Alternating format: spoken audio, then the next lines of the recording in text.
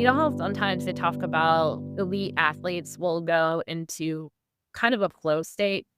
Mhm. It felt like that, and I can only describe it that way because you put in all that work ahead of time, and you know your job, and your horse knows your job, and so not that things kind of happen, but everything just seems very easy. So that's what that class felt like for me.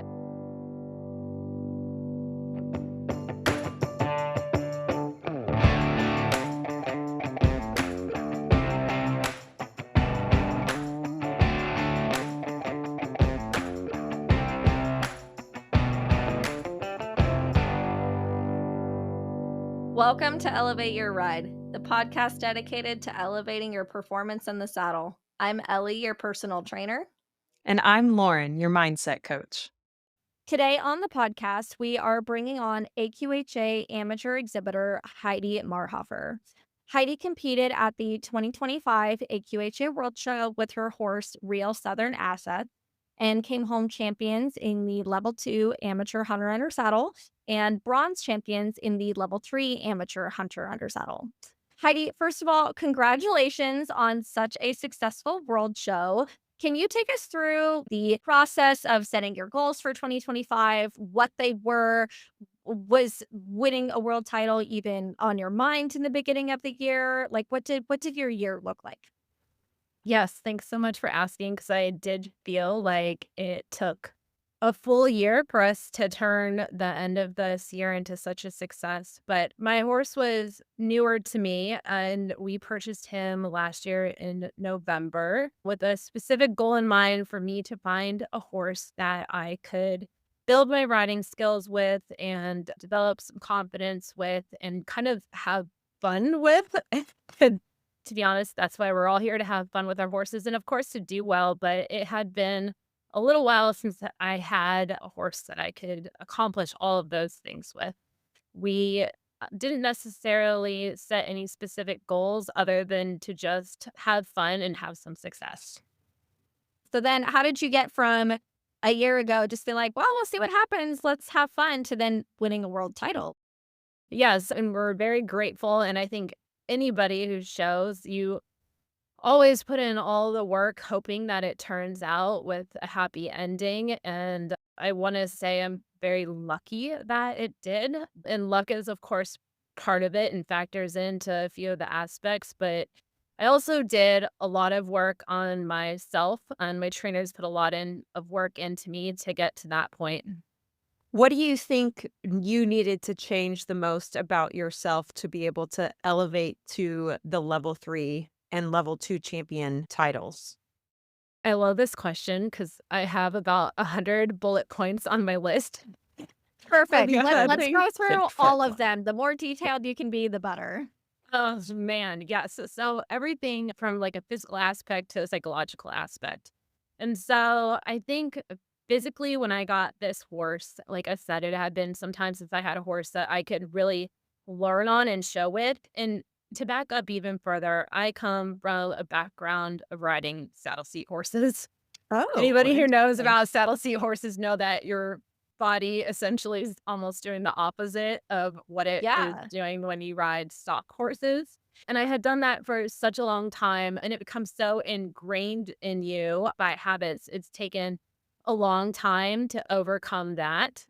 I think when my trainers identified, I really need to be softer in my seat, they ride in a manner that you're really using your feet and you have to physically be able to turn your thighs out and have, flexibility in your ankles to be able to sit down and back and kind of push your horse forward into soft hands. And my body for the longest time hasn't wanted to do any of that.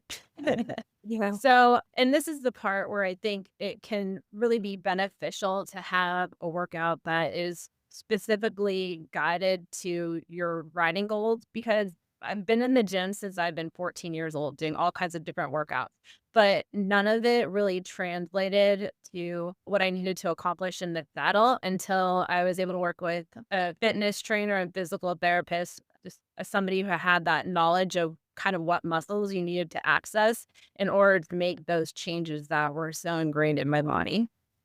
So I definitely want to dive into that. And then first of all, you were working with Allie, right? Yeah, yes. Allie Hartman. Why can't I think of her business name though? Proactivity Fit. Proactivity. That's right. Okay. So I'm just from my own curiosity and Mhm. my own thoughts. So, granted, I've never ridden saddle seat. I've never had anybody who has come from a saddle seat background. I competed in a high school equestrian team in Oregon called OSET, and saddle Mhm. seat was one of the events. So I definitely have been able to like watch and kind of observe a lot of saddle seat riders.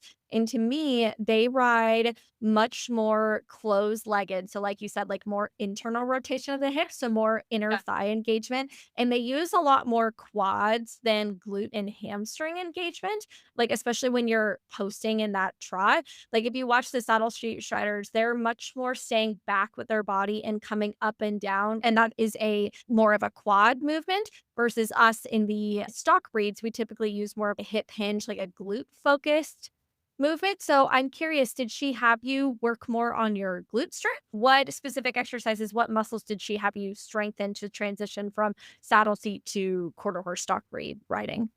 So initially, we identified some imbalances and that I hollowed out in my back. Oh, So, okay. Yep. yeah, with your experience, you would know if you hollow out your back, it's really hard to sit down and into your Yep. tack. Yeah, so from Mhm. my personal trainer's perspective, basically you're perched forward on the front of your seat bones and you have a weak posterior chain engagement. So like your lower Mhm. back and your glutes are not working together to tuck your pelvis up towards your chin. And tucking your pelvis up towards your chin and externally rotating through the hips, so using a lot of outer thigh, outer glute engagement, that's what allows you to really sit deep in the saddle and connect to the horse through your seat and through your leg the way that we currently ride in the stock breed quarter horse Mhm. way. So that makes sense to me of another layer of why it was hard for you to like really wrap your legs around your horse, sit deep and ask them to drive their back up to you. Yeah, and we're talking like 20 plus years of riding saddle seat. Yeah. So we initially worked on some core strength and just being able to not necessarily pull my rib cage down, but to kind of shift it back Yep. so that I could sit deeper.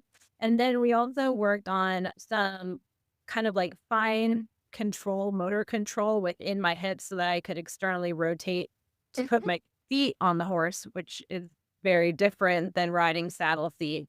Oh. So that's kind of where we started. We ended up evolving through the year to identify that we did need to address my posterior chain, Hmm. more into my hamstring. Yep. And that kind of just took everything full circle once I understood, how to use that back line of my body. Yep, yep, 100%. Yeah, if you have a weak posterior chain, that will really bite you, especially like if you're trying to do the English events, because if Mhm. you don't have a strong posterior chain, you're going to be very weak when it comes to posting, two pointing, no irons work, that sort of stuff. And it's going to be really hard to follow the range of motion of that larger stride. It's going to be very hard, very difficult. Yeah, and what was happening to me kind of specifically is I'm a tight rider, and we'll circle back to that because that's also something I've had to really work on with myself. But I was getting so tight in the front then, and Mhm. even though we worked on pulling my rib cage back before we addressed my posterior chain, I would almost kind of walk down on the front of my body. I couldn't open up because I didn't have that stability on my backside. So I Yep. would kind of just brace Mhm. on my poor horses on the front side of my body. And, if you can't sit back and you're bracing in the front, you're pulling on them, they're gonna Yep. end up on their front end. Yep, that's what I was gonna say. So from like a horse perspective, if there's a rider sitting on top of them that is tight through the anterior chain and not able to sit down on the horse, drive their hips and their legs up underneath it, and ask the horse to lift to them, that's when you see horses that will hollow out, lift their head a lot. They'll be Mhm. way in front of the vertical, so sticking their nose way up high. Just overall arching their own back and getting hollow in their own spine. And then those types of riders and those horses combinations will have a really hard time like picking up the lope and staying collected and all the things that we need to be able to do to have a successful ride and show successfully, right? So I'm curious what your workout routine looked like and how long did it take you being consistent with these workouts and exercises with Ali for you to be able to see a result?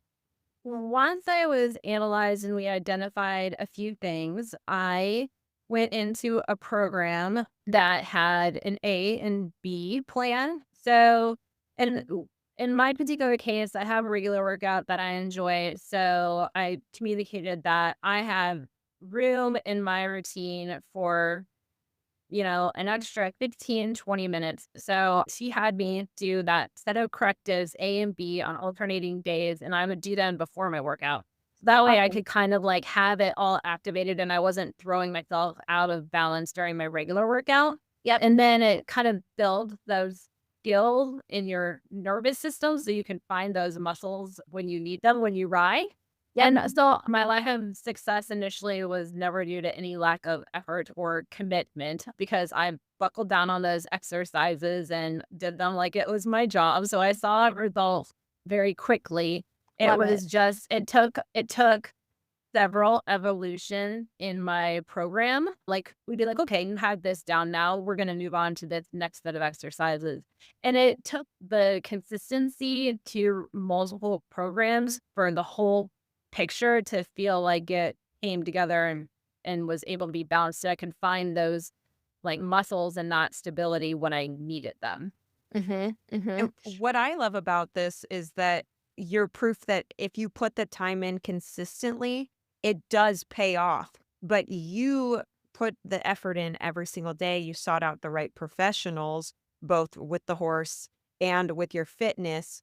And then you just committed to it and then trusted the process that it would work out eventually and adapted when you needed to. So, how did you know when you were ready to change the program and then move on to the next level each time?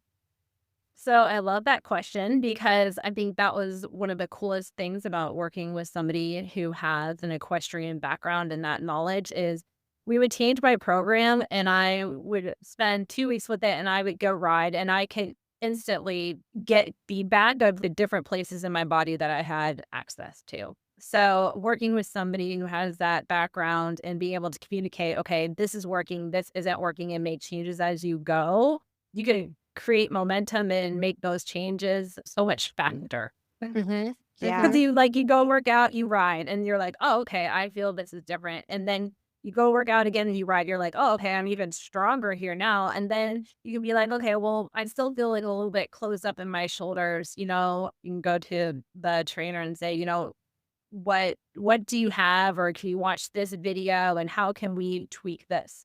But overall in your program, you don't lose what you spent all that time building. You're just kind of tweaking as you go. Mhm, mhm. Yeah, and that is, very similar to how I program my clients. So I kinda create, like, a base plan, and we work on that base plan for a couple of months, but, maybe every, like, 4 to 6 weeks for me. I tend to program a little bit slower because I like to make sure everybody is Mhm. doing everything very, very well before I progress them on. I'd like to build a very, very strong base and then build upon that base.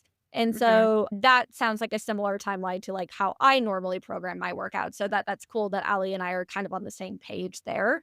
And Yeah. that's cool that you could see the results very quickly. And that's what happens when you're very consistent and you treat your workout program like your job, like you said. So clients who do not commit and really are only doing their things like 2 to 3 times a week and are doing shorter sessions and just aren't fully committed mentally, they're going to take much longer. They're going to take 4 to 6 weeks, I would say, to really like start to feel a difference in the saddle. But that's your proof that, if you make a slight change to your workout plan and you're committed to it, you're doing it, 4, 5, 6 days a week, like pretty much every day as a short corrective exercise program, you should be able to see a difference within 2 weeks. So that's really cool that you were able to see those results so quickly. And that's cool that you committed so well. What is it about you that is able to commit so well to an exercise program because so many people struggle with that. Especially too, because you told us how busy you are. So not only Yeah. are you committed to your job, you're committed to working out and committed to riding. Like that's a Yeah. lot to throw all into your routine. How do you do it? I am very structured naturally. So I would do it. This is going to sound so boring, but I would do the same thing every day. I would get up, I would wash my face, I would walk the dogs, and then I would go work out with enough room, like enough time to make that part of my routine before I go to work for the day. Cause I knew that if I didn't do it first thing in the morning, I wasn't going to do it. And it was easy for me to be excited about it and to commit to it because I could so quickly see the impact on my riding and how much Mhm. happier my horse was when I wasn't bracing on his speed, that I was like, "Okay, like, how much more can I do? How much quicker can we get this done?" And unfortunately, the fact of the matter is it does just take time, but it's so satisfying to see your hard work pay off. That was all the motivation I needed. I love that. I love when hard work motivates more hard work. That is just such a cool spot to be at mentally. And that's a spot that I try to, one, convince my clients that it's worth the effort to get there in the first place. But then once you're there, you have to maintain that. So, has that been difficult for you? Have you kind of gone through valleys and peaks in motivation in your fitness, or have you overall been able to stay very disciplined? Like, how has that part looked for you over the years? I am a disciplined person, but here is some ways that that question would come into play for me is I don't go to every horse show. So my trainers Mm. oftentimes would leave town and to these long horse shows, they could be gone for 3 weeks at a time and I wouldn't get to ride. So having that workout routine in place made me feel like I could stay in shape and then they'd be back in town and I could ride again. It would come back to me that much faster. Or like somebody who goes on vacation, okay, here's something that you can do even though you can't ride currently. Or I can see how this would be so beneficial to so many non-pros who don't live near their horses because Mhm. maybe they don't have a horse at home and their horse is several states away, okay? So you don't get to ride all the time. What can you do to keep your success moving forward? And that would be the first thing that I would go to. Yeah, I totally agree. So, how does focusing on your physical fitness help you at the horse shows, the long days, the late nights, the walking on concrete? Like, how do you feel set up for success more by being so religious with your workouts? It gives me for sure an added confidence because psychologically I know that I've put the work in and I don't know if nervous system is the right way to phrase this, but when you have that brain body connection, your body kind of just does its job when it knows its job. And I think this is why like trainers can ride and ride and ride and ride and everything is so consistent because it's just becomes ingrained in your nervous system and your body can take over and know what to do. So you've put the work in and you've trained your body and you've trained the right muscles, you don't really have to worry about having it in your consciousness. It kind of just becomes natural and Mhm. background noise that you Mhm. can put all those things into work. So then you can concentrate on actually showing your horse, or you're not sore at the end of the day. Like you Mhm. can recover faster, or you can find those things that you need quicker.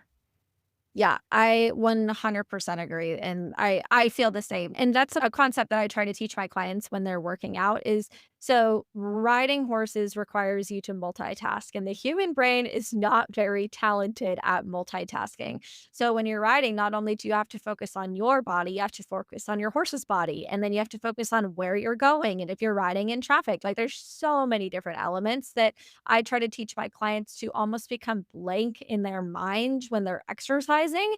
That way, their body and their body position and their muscles working becomes, like you said, background noise. And that way they can focus on their trainer and their horse and everything else. And that takes a long time to build. It Mhm, takes, mhm. I would say from personal experience, it probably takes about a year of somebody working out consistently to really be able to do that. And it just takes time, but it's so worth it because then you're not fighting with your horse as much, you're not fighting with your trainer as much. Like it just makes everything so much easier and so much more enjoyable. Right. And I think one of the first questions you asked me was what were the goals that I'd set out for myself this Mhm. year? And the first one was learn how to ride my horse well and then learn how to show well. So I had to have that physical base to be able to ride well to get to the next point. And circling back to, the Congress and the World show, which were really good shows for me this year, I had the confidence in my body and my riding ability. And I knew that all of that was going to go the way that I wanted to. So that now I could be like, okay, what other things can I access so that I can show great? Because I think when you get to those levels, you can be safe and you can be correct, but if you're not great, you're not gonna rise to the top. Absolutely. And I love how you kind of position those goals of I want to learn to ride well and then I want to learn to show well because we can't skip to the second one if we don't take the time to figure out how to ride well. And what do you think you did this year differently than anything you've done in the past that taught you to ride well and become a horsewoman? So we spent a little bit of time talking about the physical aspect, but remember I had a page long bullet list of bullets. So Yeah. I've been Yes. going through those next bullet points. So kind of all of the things that I did that just came together was I started writing a different discipline when I had time. So my trainers, I'm very lucky. They live an hour and a half from me. I can get there pretty regularly. They do sometimes go out of town. My job limits me to the number of horses that I could go to. But I have a very dear friend who rides reining horses 10 minutes down the street from where I live. And Cool. so I started riding with her about the same time that I got my horse, Cash, Real Southern Asset, last year in November. So I thought to myself, okay, like I to level up, I also need to spend more time in the saddle. My trainers, Dwayne and Amber, it was even their suggestion to just go do something different and get out of my element and just spend time in the saddle because all of that build confidence. It helps you learn feel, which is something that I would say was a weakness for me. And I don't even know how to explain how you learn feel other than the fact that I spent a lot of time in the saddle on different horses in the last year, and I feel like maybe now I'm kind of starting to understand it. Yeah. So that was a really big change that I feel like had a dramatic amount of impact on how I rode. And the trainer that I ride with at the reining farm, she would say a lot of the same things that my trainer that cashes with it, but she might say it in a different way. And all of a sudden I would understand it. So then I could go back and ride with Dwayne and Amber and like kind of put it to practice. So doing something different that's still more time in the saddle, I felt like that had a dramatic impact on how I was able to develop as a rider. Absolutely. I think that that was one of the best things could have done as well was riding lots of different disciplines and riding lots of different horses because as you were talking about with feel, that is something that I think you just get from experience. Yeah. And these different horses are going to teach you different types of feels, but like you were saying also, it's really interesting how even though it's a different discipline, it's the same concept. Mm-hmm. So you can translate it into whatever it is you're doing because a horse is a horse. And it's just really, really cool that you were willing to take the time to do that. Do you think you'll be hitting the reining pen anytime soon? Oh, man, I would love to have a reining horse too. I'm very blessed that I have a supportive husband, but he is supportive of one. So Ah, dang I know. it. Dang husband. Well, if there's anything that you girls know thus far, it's that I'm not a quitter. And so Yeah, Yeah. we'll see if I end up with a reining horse down the road. that That would is be super cool. so fun. What is one of the most like translatable things that you learned from riding reining to then take to your hunt seat horse? Steering. I Yeah. think Mhm. steering was a big thing because most of the time and just being able to communicate through your seat, which was my weakness, right? And Mhm. and bracing on my horse was one of my weaknesses. Well, in reining, like you have to be able to steer basically with your body because your reins are pretty draped. And then when you like come to a sliding stop, like if you don't sit deep and down, you're gonna go over. So a lot of that were just skills that I hadn't worked in before in that way. I don't know, that just kind of create that connection with your body that now your body starts to kind of understand how that feel might translate to your tiny hunt seat saddle so that your horse can sit back. Yeah, absolutely. Hi, everyone. It's your personal trainer, Ellie. If you're looking to become a stronger, more balanced, and flexible rider, I'm here to help. I offer virtual personal training sessions and customized workout plans that you can complete on your own. As a fellow competitor, I understand the physical demands riding requires, and my goal is to help you perform your best for your horse, whether you're preparing for a show or just want to improve your everyday rides. Visit lopeanddowntherailfitness.com or click on my website tab in the notes of this podcast episode to learn more. Let's work together to elevate your ride. So, Heidi, how did your trainer help you prepare for the World Show? Well, they had some very unique and sometimes unconventional ways to prepare me. I would say earlier in the year, we did some unique things. They had me pony horses, they've had me in the round pen, just things that I would have never thought of to help build like my balance and stay in the middle of the saddle.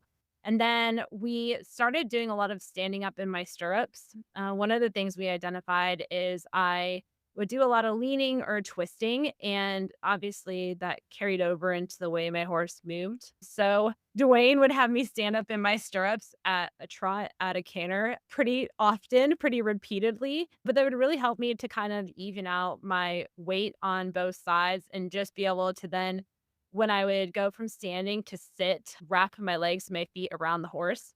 So we would do that at home, and then we also would start warming up at horse shows that way.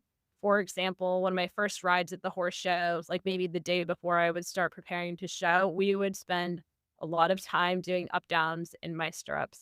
The second thing that was a little bit unconventional that we did is they had me ride quite a bit of time in a bareback pad, which really challenged some of my muscles but also Yeah. just allowed me to sit closer to the horse and connect. And I think that was a lot about just being able to improve my feel, which I felt like it did, especially transitioning from like a work saddle to an English saddle, just having that feedback and kind of muscle memory and being able to remember what that felt like when I transitioned into my English saddle. All those unconventional little things that they came up with all just added up to help. I love that. I love the creativity. I like that they pushed you out of your comfort zone. That was probably good for you mentally as well. So, talk to us a little bit about what it takes mentally to show in the Hunter Under Saddle classes. A lot of the interviewees that we have on are writing pattern classes, but the rail class is quite possibly more mentally intensive than our pattern classes because you have to be dialed in for a very long amount of time. So, how do you kind of navigate that and how did you improve that throughout the year? So this question plays a lot into kind of some of the psychological work that I had to put into myself this year. Before I was a very nervous rider, and I attribute that to partially just lack of strength, lack of confidence in my ability to ride before I could almost not as amateur. I don't want to say you can fake your way through, but if you have a talented horse and a horse is very well prepared, you can kind of get on and go around. And if you're clean, you're going to do well. And that unfortunately doesn't force you to learn how to ride or learn how to show. So when it came time to kind of level up, I had a horse that was probably a little bit too much for me. And I had some showering experiences that did not go well and it resulted in making me not confident, also very nervous when I showed. And the way that translated to my body would be I would tighten up. I would grip with my legs. I would tighten up in my low back. I would brace with my hands. And we all know what's going to happen when you do that to your horse. They're going to kind of just suck back. They're not going to be really happy. They're not going to enjoy their job. So I had to work on my nerves a lot in order to let my horses kind of be free in the way that they move, which is what the judges want when you show the hunter under saddle.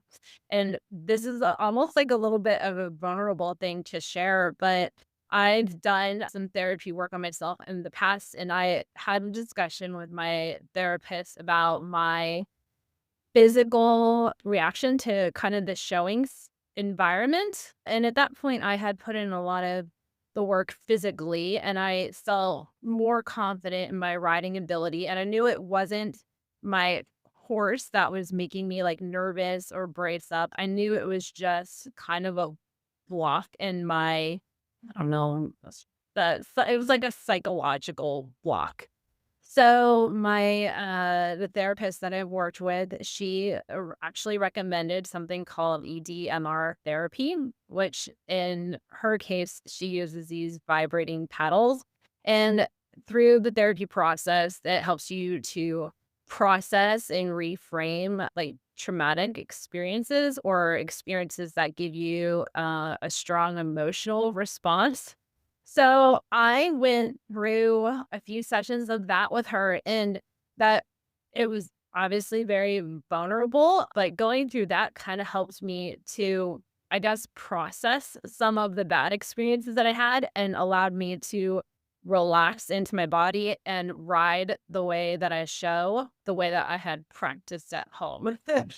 So, kind of going back to showing in the hunter under saddle, you have to have a pretty picture. You have to have a correct horse, and you aren't going to be a pretty picture if you're all tightened up. So, taking all the work that I had done on myself, I was able to be effective and soft so that when you're showing and you're going around, like you have a horse that'll stick his nose out, you are able to look confident. If you're all shut down in the front of your body, you're not going to be able to, sit up, look up, and see where you're going, see what's happening in the ring. And I think all of those things are really important to the hunter under saddle because when you trot in, the judge only has a few seconds to make that first impression.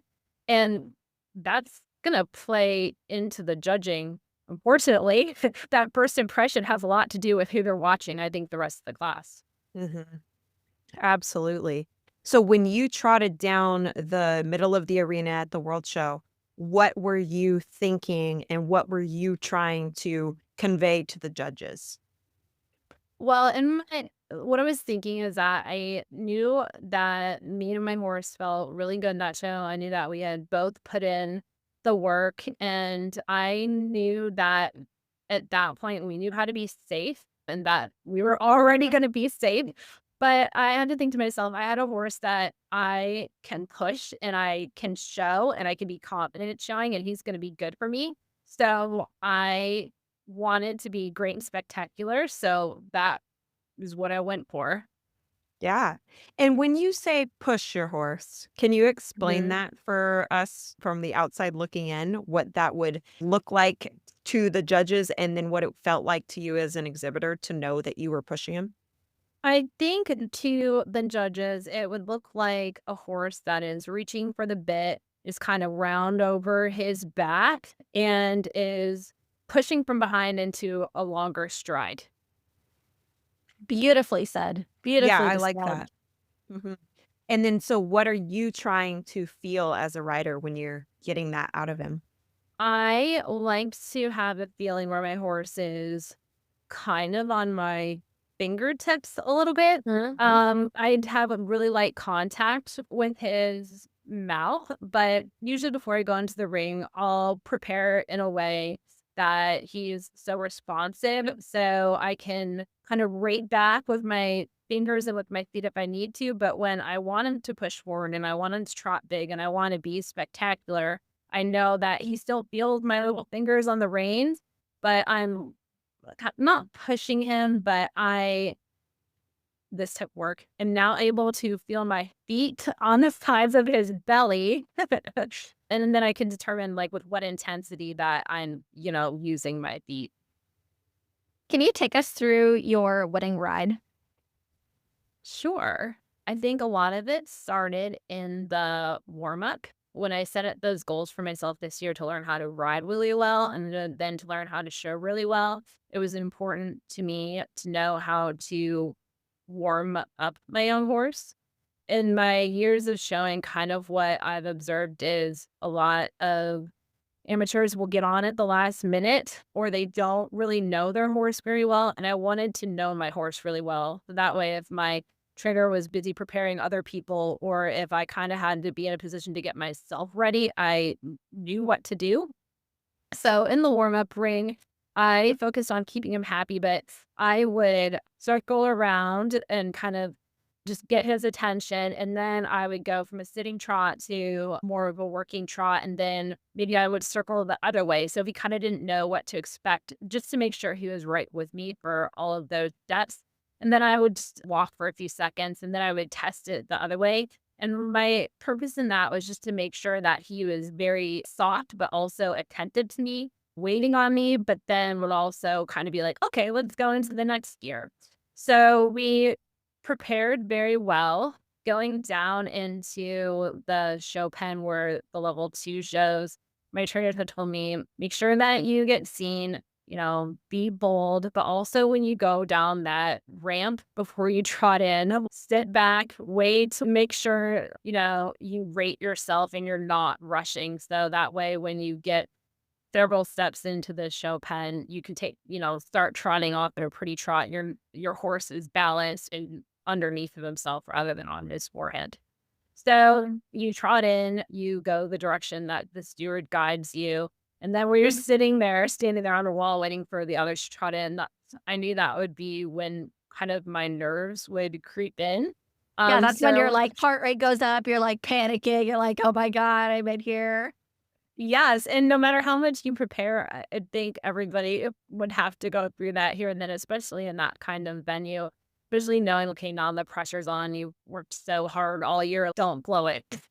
And this is where, like, putting, some of that work into the mental aspect of controlling my nerves and learning to show paid off because I could sit there, take a breath, and just think about what was coming next. So, the rest of the class, you know how sometimes they talk about elite athletes will go into kind of a flow state?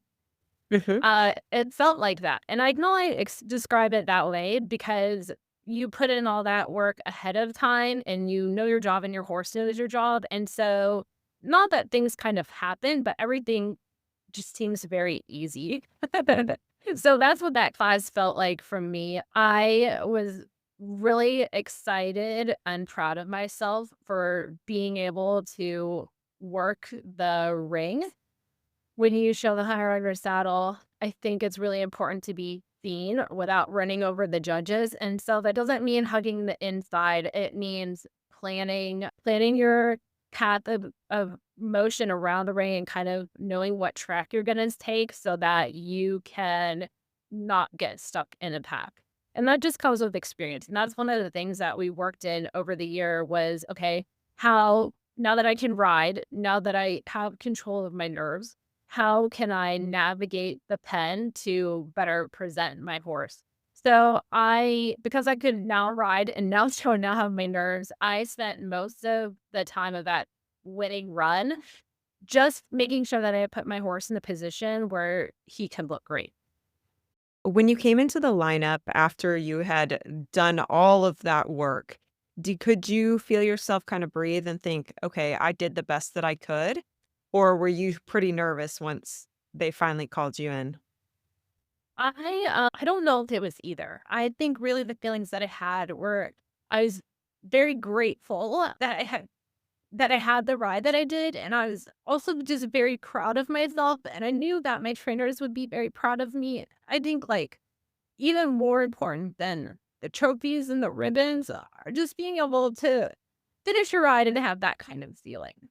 Yeah. And thank you so much for being able to share that with us because what a great experience and a great opportunity to see all of that hard work be able to be displayed at the highest level and be appreciated. So good job. Listen, thanks. Yeah.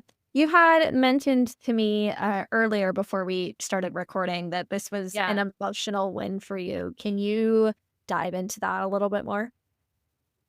Yes, I wish I could explain why it's emotional, but I really just think it all of us who ride, there's so much that goes into it. So much time, so much money, like for many people and many years, or it's coming back from a horse's physical injury, a personal physical injury. Everybody's got their own mountain to climb. But I think the emotional part comes because you know what your own mountain was and you had the strength to get to the top.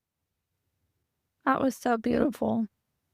Yeah. Thank you for sharing that. And again, I'm just so proud of you for doing it and just never giving up on making this dream a reality.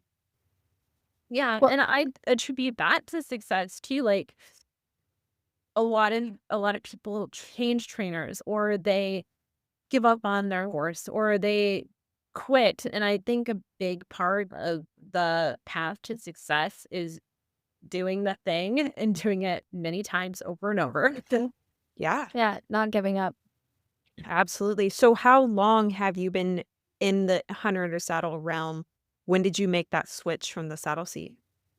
I've been showing, let's see, Hunter Saddle maybe 10 years.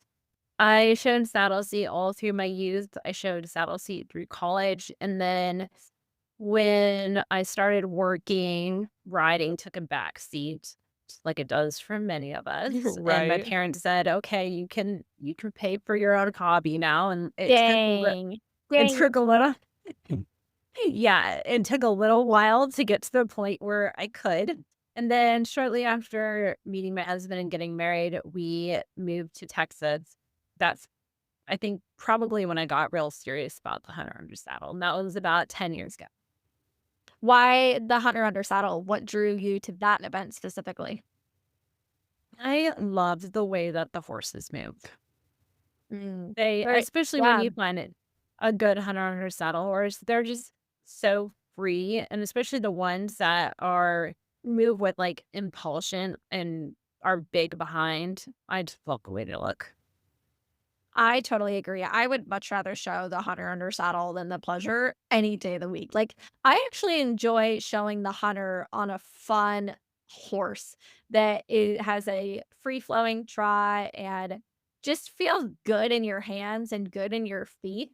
I had the opportunity to show a really nice Hunter Under Saddle horse a couple of years ago back during let's see, like right before COVID. And that was so cool.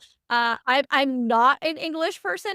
I'm definitely gear more towards the Western events, Yeah. but I do enjoy the Hunter Under Saddle. I think it is very fun.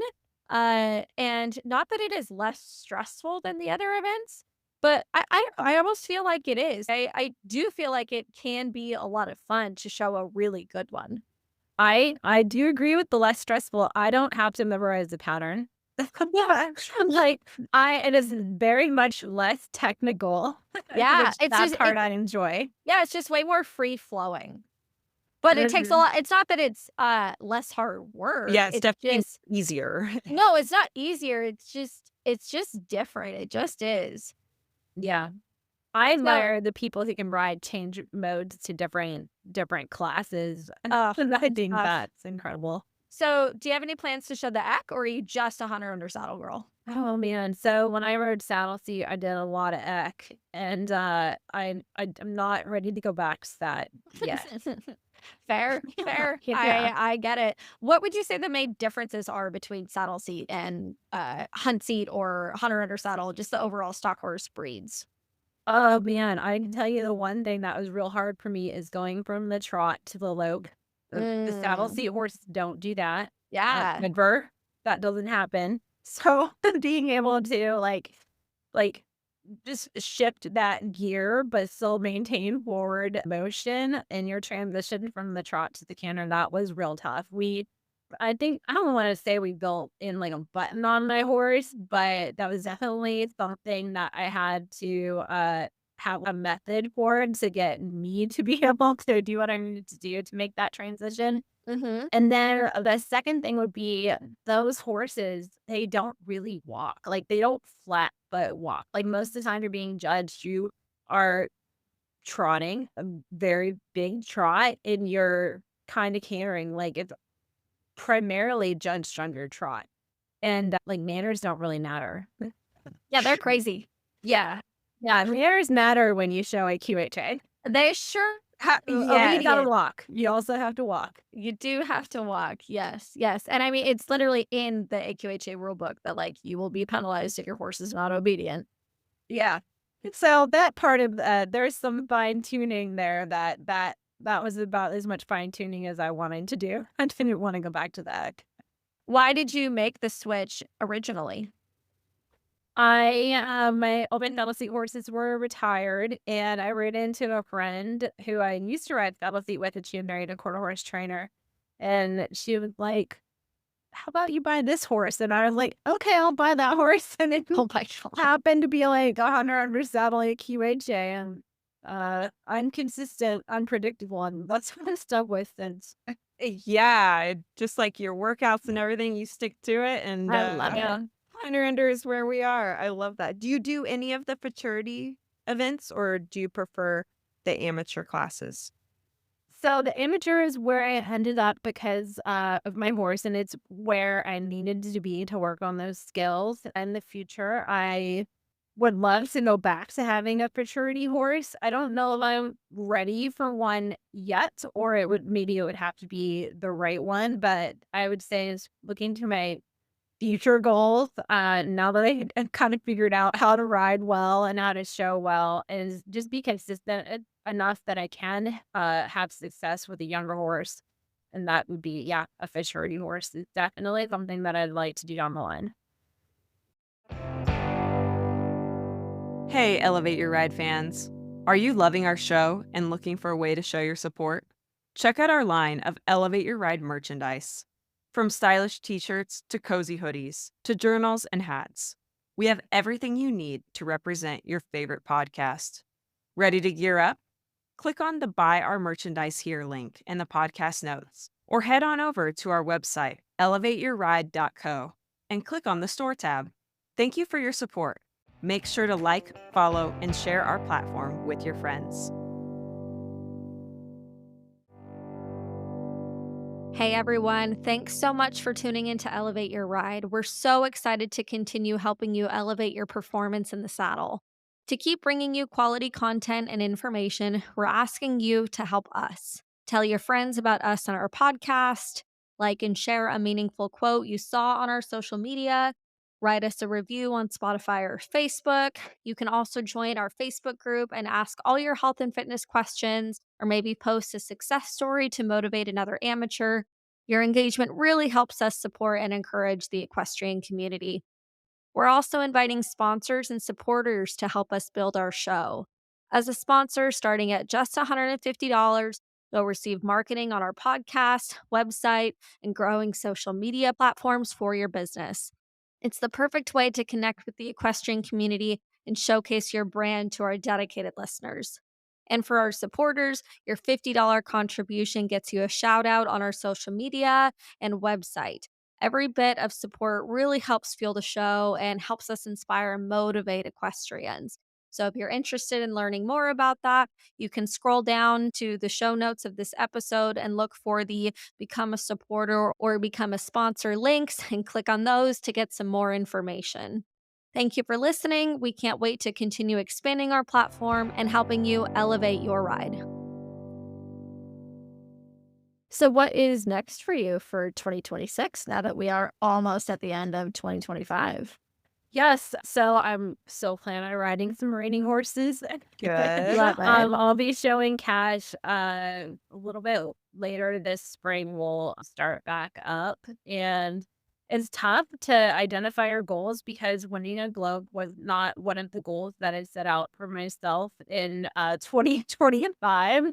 So I think my goals are the same as they always are. Continue to ride well. I think that one of my strengths is I have enough humility to know that You're never done learning. It's kind of just like peeling an onion. There's layer after layer. And I think as a type A person, that's one of the reasons why I'm so drawn to this sport is there's endless things that you can learn. Just when you think you have it all figured out, you don't. There's something different or a different type of course or a different discipline that can make you improve. So more in that for sure. I feel like I'm just starting to figure out how to get a horse shown well, and I was able to do that at the end of last year. But I feel like my trainers have a lot more to teach me in that aspect, how to navigate the ring and how to present a horse really well.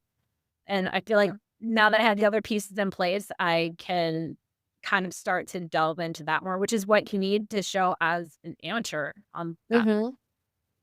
Are you interested in the all-around events at all, like the Western saddle things? I don't know. I wouldn't rule it out. Oh, so you're I saying hope there's I a have chance.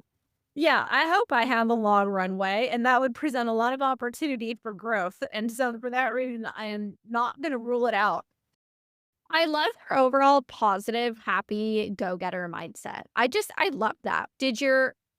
Where did that come from? Did your parents just do a really good job raising you? Like, you just have a very growth mindset. Let's go get it. Let's go do it.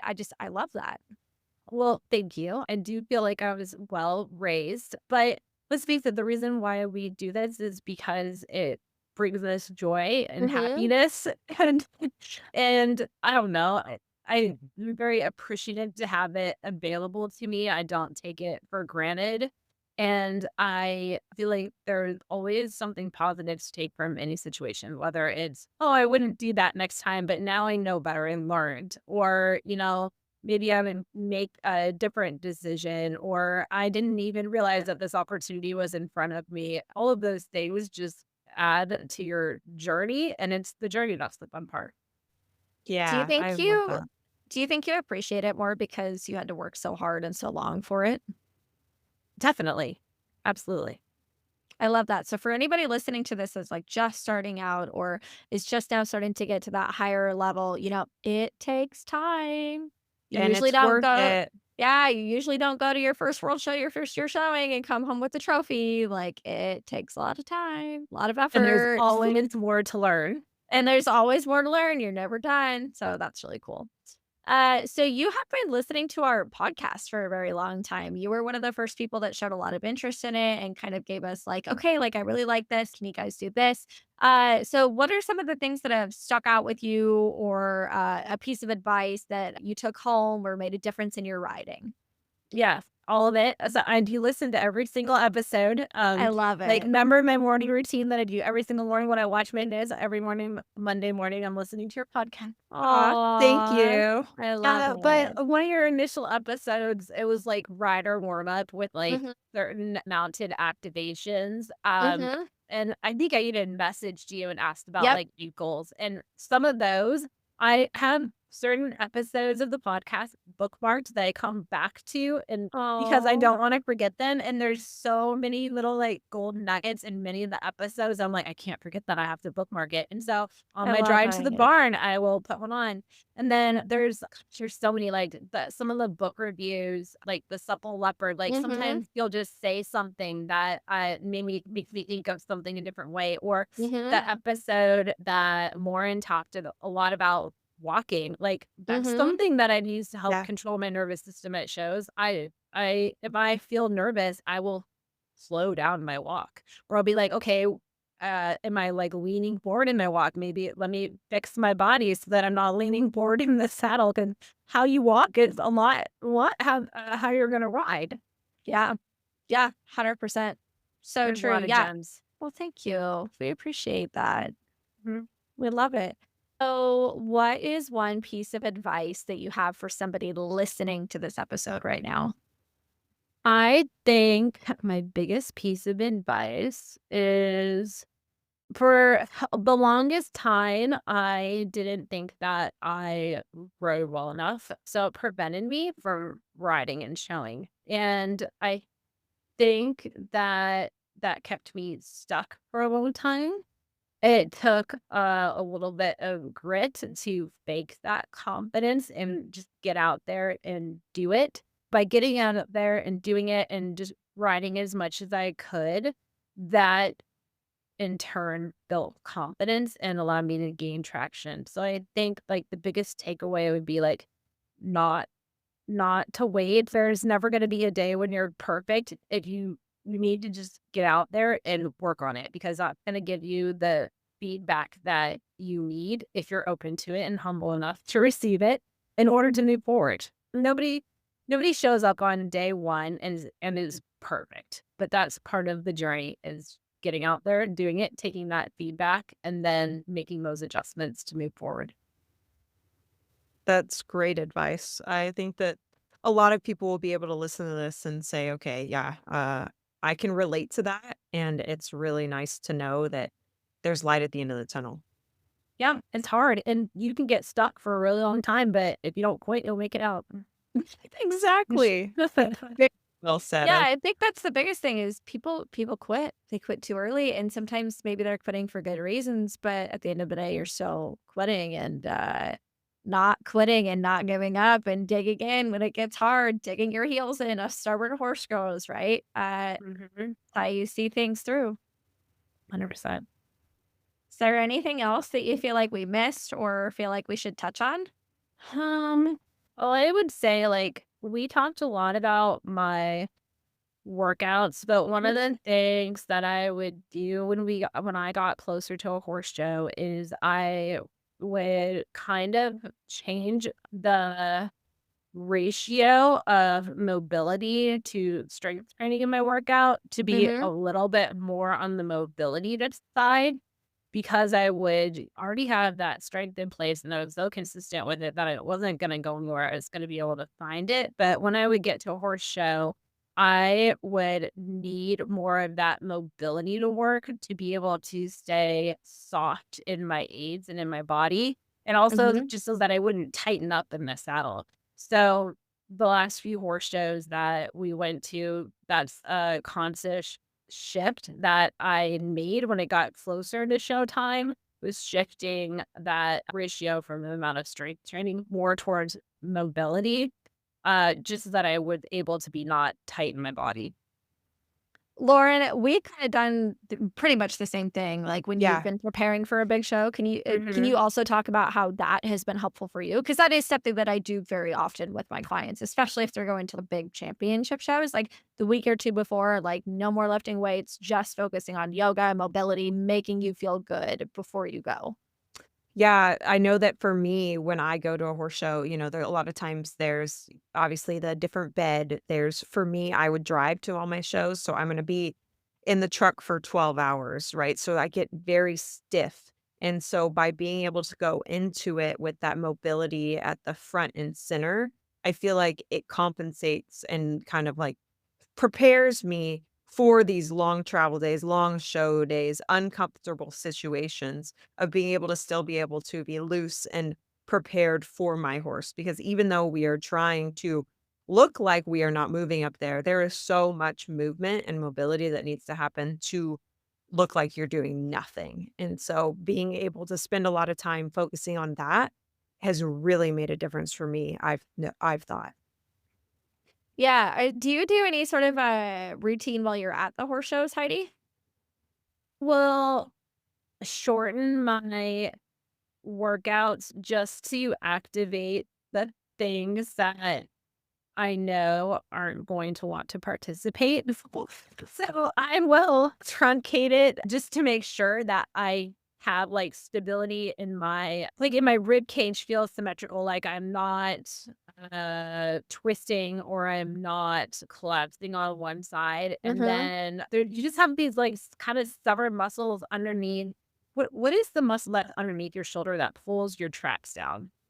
So you've got upper trap, mid trap, and lower trap. So Maybe lower traps. lower trap and lats are gonna be what pull your shoulder blades down. So personally, I know that if my lower traps are like a little bit more activated, then I'm not going to hunch over on my horse and Mhm. grip on him. So I will kind of just do a truncated version of my workout that has those activations of my muscles that like to be lazy. Mhm. And then I'll Yeah. do the typical mobility. Mostly for me, gain it's around my wrists, my hips, and my ankles.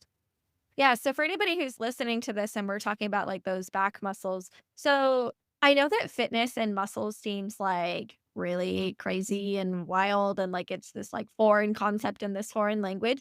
But if you just think about the muscles that are working in specific exercises, you can kind of come up with a routine on your own of working with the things that you struggle with. So for example, if you know that when you get nervous, you hunch your shoulders up and you drive them up, okay? So that is going to be your upper traps, maybe your deltoids a little bit, like lifting those shoulders up, okay? So then let's think about what action is the opposite. It'd be pulling the shoulders down, okay? Well, what exercise pulls your arms down, pulls your shoulders down? A lat pull down, right? So if you think about a lat pull down where you're holding your arms up over your head and you're holding a bar and you drive your elbows and your shoulders down. Okay, so if you everybody right now, do that motion with me. Hold your arms up over your head and think about pulling a bar down to your chest. Okay. You should feel your lats and your lower trap muscles holding your shoulders down. But it should feel like you can still move them around a little bit. Now, if you just kind of relax into like a horsemanship position and you just think about those same muscles that you just used pulling that bar down to your chest and you just pull them down, that's all that you need to do, right? Like, it doesn't need to be we don't need to overcomplicate muscles and what they do and how they can help us in our riding. If you're having an issue in the saddle, like I said, like you're like typical, right? The shoulders lifting up or the low back getting tight or the heels coming up. Just think about what exercise does the opposite and then do that exercise really quick. And then you'll be okay. Everything will be okay. I promise. It's not as complicated as everybody likes to make it to be. I promise. Okay. Anything else? Anywhere else we want to go? The only thing that I, was gonna add that, like, I have Yeah. a bullet point on is, like, I am blessed enough to have a small circle of friends with a good eye. That is And so helpful. yes, and, like, in the past, it would be really hard for me to watch my own videos because I would get really judgmental of myself, and I would feel like a failure rather than being able to watch a video and just take it as information. I would get hard on myself and feel like a failure. So this year, I kind of looked at it differently, and so I would review, like, a video of me showing, and I would just let it be just information, or I would show, one of those people in my little circle, and they would give me feedback that I could then use, like, towards the end of the year, they're like, "You look very safe. You look like you could probably just relax and show a little bit more." So I think having that small little circle of trusted eyeball and then being able to take that information just as information and then make adjustments with that information, that I think that was really helpful to me too. It's hard to watch your own videos. Mm.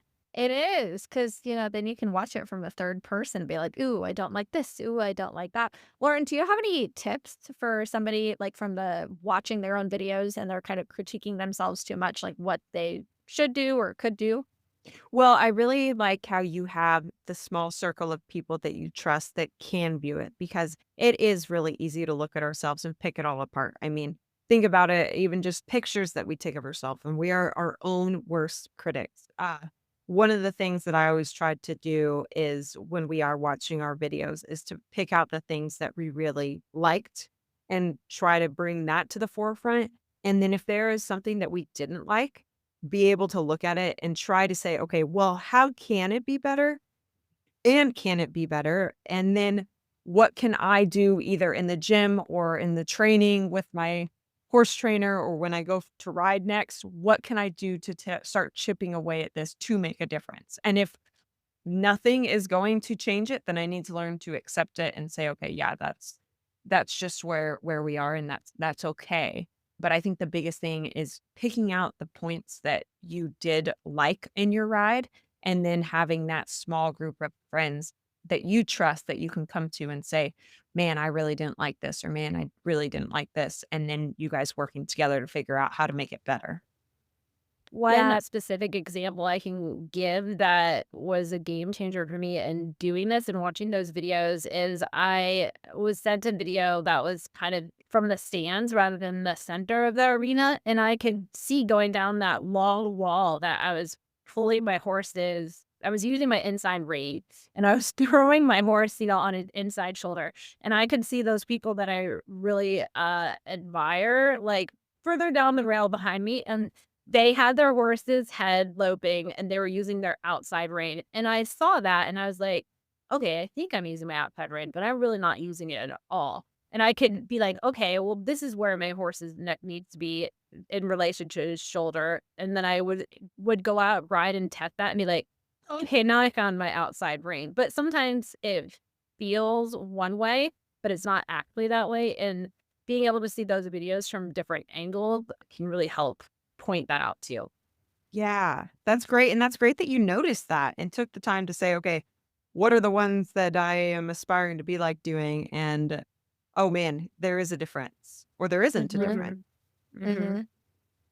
Yeah, that, I was gonna say that, quote that Lauren brought up a couple episodes ago, what the action or anxiety is remedied by action, or how did I keep Yeah. forgetting how it actually goes. How does it go, Lauren? Action is the antidote to anxiety. That's what it is. I don't know why I can never remember. I can remember the concept, but not how it actually goes. And I feel like that is a perfect example that you brought up, Lauren, is if there's something in your video that you don't like what are some actionable steps that you can take to relieve that instead of just beating yourself up and being like, I'm just not good at it and kind of throwing your hands in the towel and be like, wow, it is what it is, you know?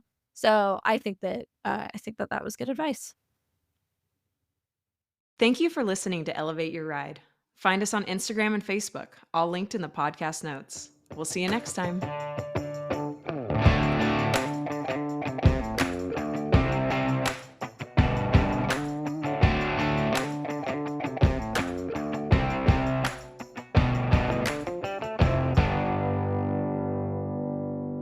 The information provided by Elevate Your Ride is for educational and informational purposes only and is not intended as medical or professional advice. While we discuss health and fitness topics related to equestrians, the content provided through this podcast is not a substitute for professional advice. The views expressed by the host and guests on Elevate Your Ride are their own and should not be taken as professional guidance. We strive to provide accurate and up to date information, but we cannot guarantee that the information will be applicable to every individual listener or that it reflects the most current research or guidelines. Before making any changes to your health and fitness routine, we strongly recommend consulting with a qualified professional who can provide personalized advice based on your individual needs and circumstances.